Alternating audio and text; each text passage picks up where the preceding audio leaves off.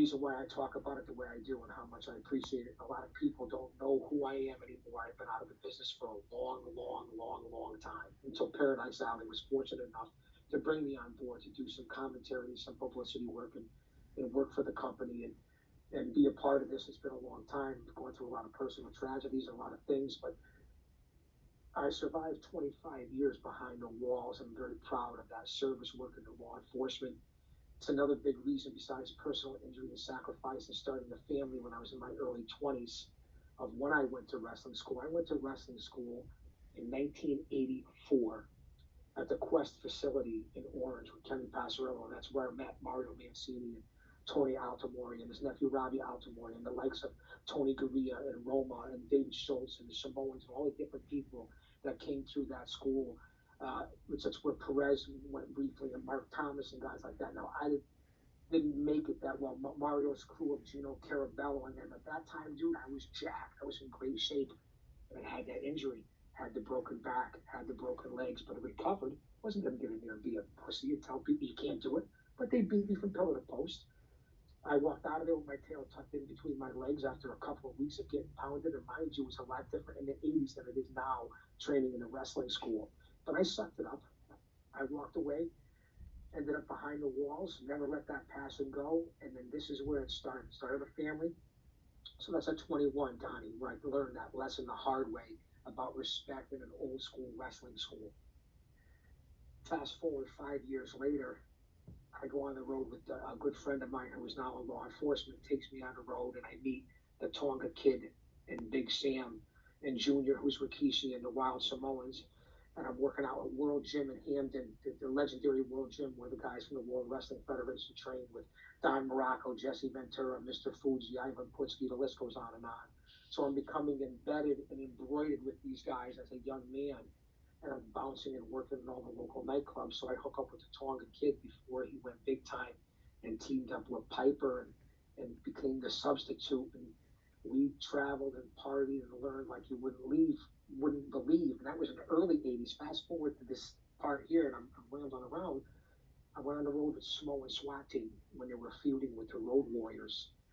And we traveled all over the South and the Mid-South with Freebird, Michael Hayes, and Ron Simmons, and Butch Reed, and Jack Victory, and Sting, and Luger, and Dick Murdoch, and the Samoan SWAT team. The Samoans were the guys I was traveling with, and the Road Warriors. And I learned the hard way with the Samoan SWAT team in the back seat as I was driving, and out of nowhere, I felt this giant human hand right across the side of the face while I was driving. Okay? I was like, what the fuck was that? You could hear it. Now, we had all the party and this, that, the whole 9 yards. I turned around, it's Rikishi. I said, what the fuck was that? So I turned around, I went to slap him. Now, mind you, I haven't taken any shit from anybody, I still don't. But just being smart was being stupid. So we said, what the fuck are you doing, man? So we pull over to the side of the road. Now, my boy, who's in law enforcement now, gets out, and I said to him, now, Junior was a monster back then, the Samoan SWAT team feuding with the Road Warriors. This is NWA territory. This is the late 80s, bro. No, I'm not even in the business at that point. I'm just trying to learn. So we get out of the car, and we're ready to go heads up. And I was like, fuck, it's probably going to work out too well, man. He's a bad motherfucker. So we circled around the car, and I said to my buddy, I said, what are you going to fucking do? We're all friends here. Because we were boys. You know, we were inebriated. There were substances. There were things involved, which is mistake number one, and that's why you don't do those things. But this is the 80s. But that's why you don't do that. Late at night, traveling the routines, coming out of the arena, the fans are throwing, because I'm traveling with Michael Hayes and the SWAT team, they're throwing beer cans at the car. I've never seen anything like it. They're trying to jump on the hoods of the cars. They wouldn't let us out of the arena. So I said to him, are you gonna get Junior? Am I gonna have to go heads up here? I don't like my chances. So I tried to stand up to him. He came up on me. He threatened to pick me up and body slam me. We're in a car dealership. We pulled over and throw me through a plate glass window.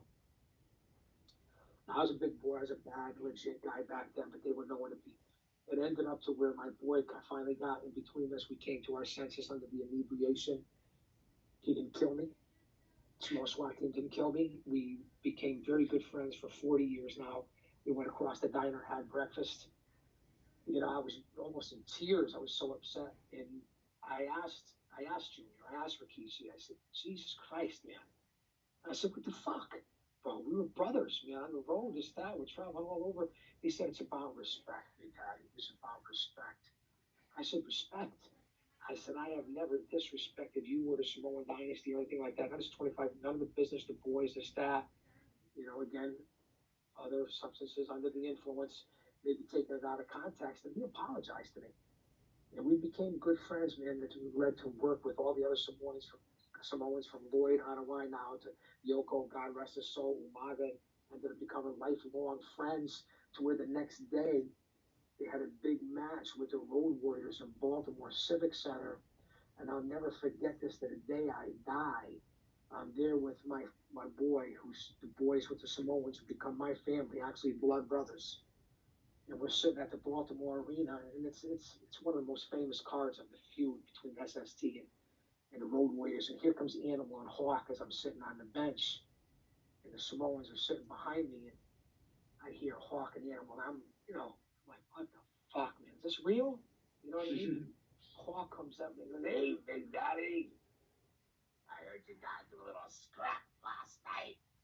And I'm like, and Animal's just standing there next to him, and Junior turns and looks at me and smiles, and I'm like, wow, I had no idea. Why would they even be talking about such a non-relevant? But just to hear him say that and their respect and be feeling a part of it, and they knew we made amends, and I stepped up, and it wasn't about disrespect. I will never forget that story. And then they went out afterwards, and I'm behind the curtain to see the SSD and the Road Warriors in the middle of that feud in the late '80s. That's getting back to the point of where I come to with respect. And there's another incident in the early 2000s, even with the Dudleys. I could talk about an incident. I could talk about an incident with Samoa Joe. With the Dudleys, I missed a couple of spots with the Dudleys in the match. It's not that hard as a manager, even though it's crazy. You got to get your spots right. And that's when Bully Ray pulled me aside in the back of the locker room. He said, come on, man. If I'm going to put you in the fucking main event, we're going to make some money. He says, I gave you 5 spots. You fucked up 4 of them. I was ready to finish. He pulled me into the ring. Him and Devon pulled me into the ring. He used to give me the old Dusty Rose gimmick, the boom, boom, boom, the elbow, the crotch. I wasn't supposed to go down. I take the elbow, a la Dusty Rose, go down. Now I'm supposed to get up, take the big body slam. Devon goes up top. Here comes the West. And you see it in the video, and I talk about it every time. He gives me the elbow. I bump. I'm not supposed to. Bubba's looking for me to get up. He takes the. I didn't get up right away. It's in the middle of the match. Even as a veteran, you see mistakes still happen. Even working with legends, he takes the wild glasses off me. And so he, being the professional, and that's the difference between someone that works for the AEW and the WWF and someone who's still working in Northeast or Paradise or Chaotic or beyond, or whatever it is. But you learn, and there's never going to be a perfect match. He adapted quickly. He said, fuck it, I see Big Daddy. I see Chaos isn't getting up. So what does he do? He comes right over, grabs me by the legs. Devon's already up on the top rope. Pull it off with the double wishbone. And what's up? Boom, headbutt in between the legs. I roll around like a tuna being pulled out of the boat. The crowd pops and loves it. They put the Outcast Killers through tables. It's over. We lose the titles. They retain the titles, and it went great. But that's when we got backstage. And that's why I use that reference every time, because and then he even agreed to work with us, work with me particularly too a bunch of times after that. So it was a lot of fun. So that also taught me about respect. Go back to the '80s. I learned it first at Quest facility with all the guys, and then the World Gym, the World Wrestling Federation guys, and the Samoans, the Samoan Dynasty. I owe my life doing this business. And then in the late '80s, and then you fast forward to then, that even an incident with Samoa Joe when he was in Ring of Honor, but no incident, because it was never an incident. But I had one of the boys who was a pot stirrer, not like stirring the pot, Don Kincaid, and come over to me in the locker room. He said, hey, man, Chaos, let me talk to you for a second. I said, sure. He said, I heard Joe talking about you. Now, you could ask Joe this story. He would never remember. He's fucking Samoa Joe. I think we were on 2 shows together, but it was cool because we were boys. After the fact, he said, Joe got heat with you or something like that. I said, fucking heat with me. I said, I got nothing but respect for Joe. I've never even worked with him. This is the second show we've been on. I don't know, man. Anybody got heat with it? I said, fucking he said, dude, do me a favor, get away from me. If I got heat with Joe, I'm sure he'll come tell me. I said, so get lost. So we had already gone. I don't want to say we went on or didn't go on yet. It was after the show. We're at the hotel, right? And we're burning one, okay? And this fucking clown happens to be in the group. And who comes walking over to the group, bro? Samoa Joe. Joe comes walking over.